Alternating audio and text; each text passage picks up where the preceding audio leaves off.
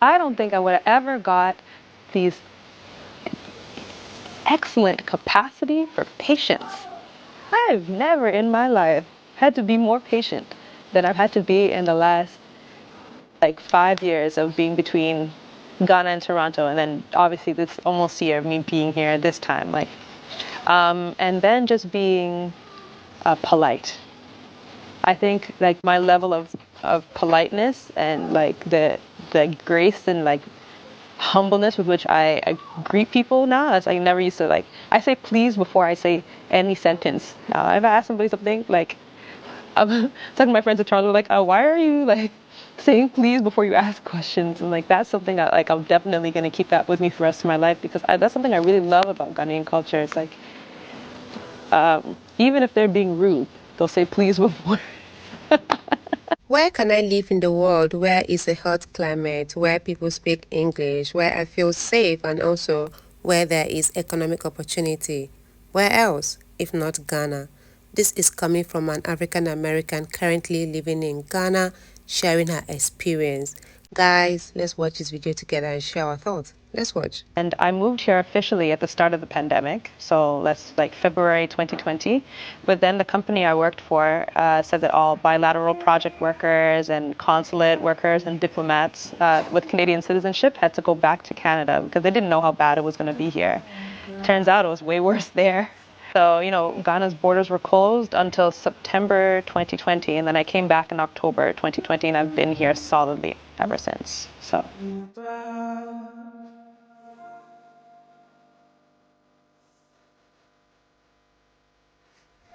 I grew up in the suburb of Toronto called Scarborough, specifically in the Malvern community. It's a community that's mostly Caribbean people, West Africans, and Southeast Asians. So it was a very big cultural soup. That's the beauty of Toronto, is like everybody comes there to live. After finishing university, I did my first international development gig in Dominica, where I was an youth entrepreneurship advisor at the Dominica Youth Business Trust. After working there for a while, I decided to move to Trinidad. And that's where half of my family's from. That's where my mom's side is from. And so I thought when I moved to Trinidad that I was moving to Trinidad and it was done. But then when I stayed in Trinidad, that year was really eye-opening for me as far as like what it really is to live in a developing country.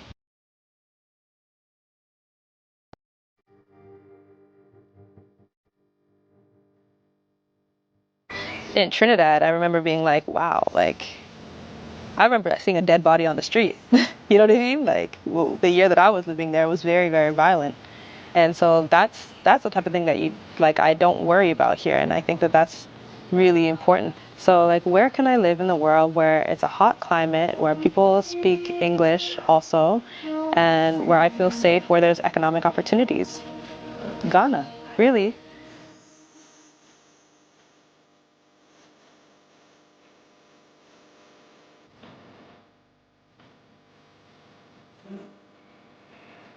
It's like it's a beautiful challenge. It's a beautiful, beautiful challenge living here.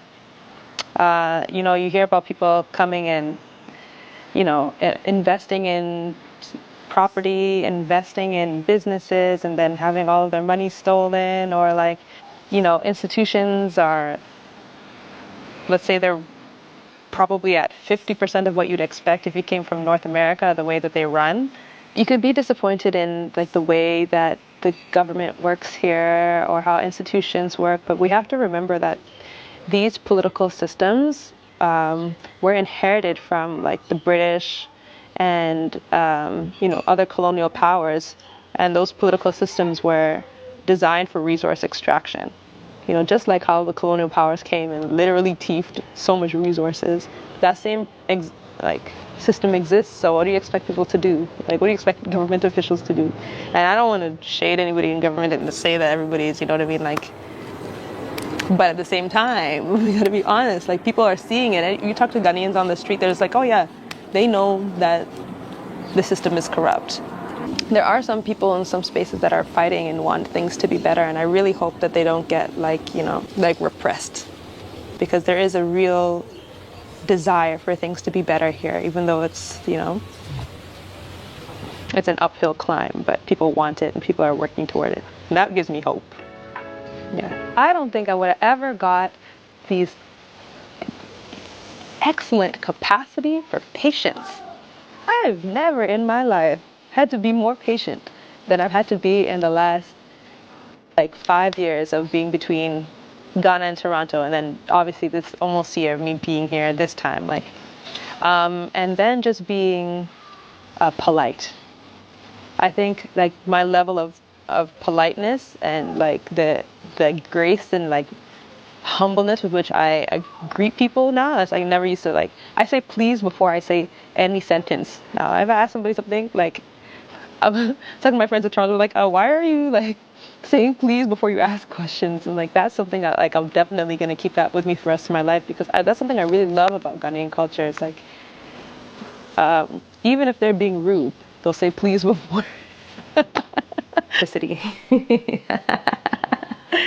So for that reason, I keep a bunch of water bottles here just in case the water ever goes out, which is luckily for the last 2 weeks it hasn't happened. But you never really know what's gonna happen tomorrow. Could literally have no water. So yeah, this is my fridge.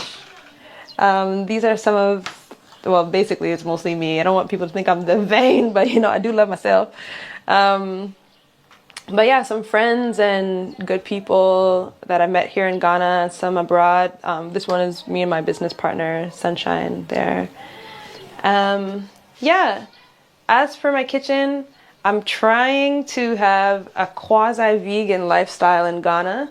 So I'm always, got my fruits, got my almond milk, got my vitamins and minerals and stuff like that. But truth be told, when it's time to go for fufu, I'm having crab. Then you're not vegan.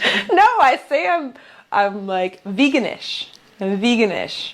I'm only not vegan if I eat outside the house, but in this fridge there's no meat. Okay. There's no crabs, there's no shrimp, but there's shrimp and crabs outside. So sometimes I just have no choice but to indulge. Africans and African Americans can never deny we are one. We can never do that because we share a lot of similarities. When they see us without any of us talking, nobody can differentiate that this person is from America or this person is from Africa.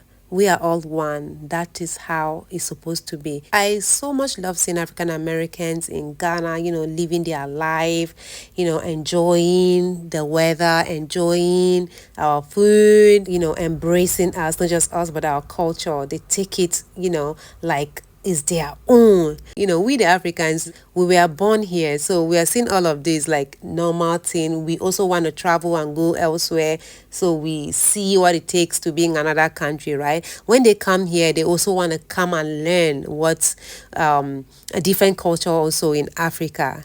This life, balance, balance at all. And she decided to stay in Ghana because Ghana have given her what she wants, This same Ghana that Ghanaians are living for a better life is the same Ghana that African Americans are coming, and they are establishing businesses.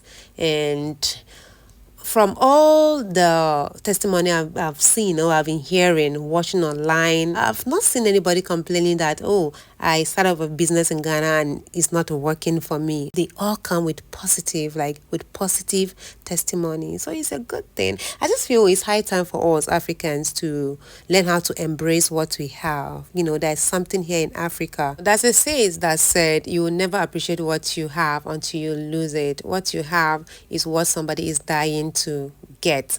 As they come here, they embrace our culture that we are joking with. Look at African Americans have been hungry to have that, to experience it. And when they come here, you can see them enjoying doing, like they're enjoying doing it. So I think we should pick challenge from there and learn how to appreciate our own, like what we have. We should also learn more in order to distribute that same thing to our children. If not, it will die. There is something huge in Africa that we are too blind to see. If our fathers did not hold on to the traditions, are we going to grow up and also see part of it? No. So guys, let's open our eye. Mo una shine una eye. Oh, of course I'm a Nigerian, and what can I do in this life without, putting pigeon in my statement? Never, ever, ever. So guys, let me know your thoughts in the comment section below. Do also like, subscribe to the channel, share this video to as many eyes out there. I believe they'll watch and also learn one or two things on this clip. I love you guys always. Bye bye.